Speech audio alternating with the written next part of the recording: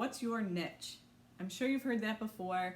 I'm sure you've seen it posted on different freebies and all these, anything you do when you first start a business. That's the first thing people usually say to you is, what's your niche? Define your niche. And we oftentimes do that. But what I want to challenge you and talk to you today is that let's talk about more than a niche. Because usually when you talk about niche, people decide that their ideal client or their niche is usually based on demographics. So females in the health and wellness industry and between the ages of 30 and 50, or female service-based entrepreneurs. So that is a pretty broad range of people when you think about it. That's not really a niche. And everybody who's between the ages of 30 and 50 that happens to be a female entrepreneur that provides a service is likely not your ideal client. And there is a time and a place for a niche. A lot of times in a real estate professional, people niche down and only work with first-time home buyers or something of that sort.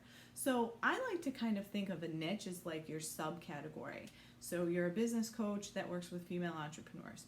Okay, but now let's define that a little bit further.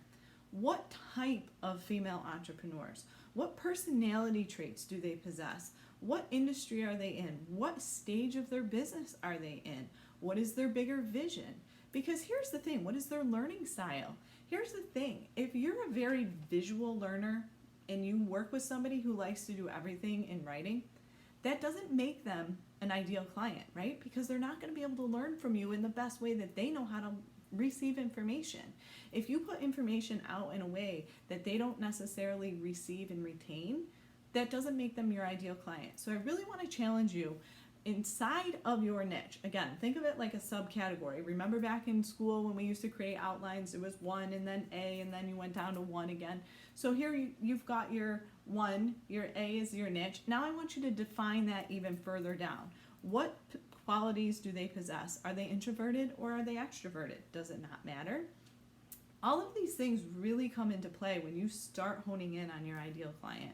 Because when you keep it so broad to just say, I work with service-based entrepreneurs, if you're an action taker and you really move fast and you're constantly moving from the next thing to the next thing to the next thing, and you take on a client that likes to digest information, it takes them a little bit longer, they spend a week in between processing, that doesn't make them an ideal client for you. They may fit in your niche. It may be a female, 35 years old, that sells, as a personal trainer. Your niche said that you worked with health and wellness professionals between the ages of 30 and 50 that provided a service.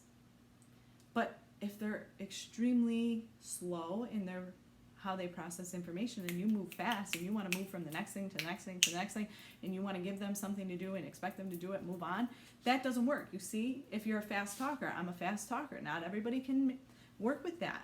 So you really need to understand who you are. That really falls back into who are you? How do you like to deliver information? Because the reality is you can't change who you are, nor should you when you're in a business. You created this business and there are other people out there that can and will be attracted to your teaching style, that will be attracted to your personality. You don't need to serve everybody. You don't need to serve every personality type. All of these things, there is somebody out there for everybody. So really hone in on exactly how you deliver information, what you want to teach, how you want to teach it, how you best serve your clients. If it's one-to-one and they prefer group program, that doesn't make them an ideal client for you. All of those factors come into play. So let's really hone in on that and really think more than a niche and really see what you can come up with, because that's going to allow you to really work and speak to your ideal client.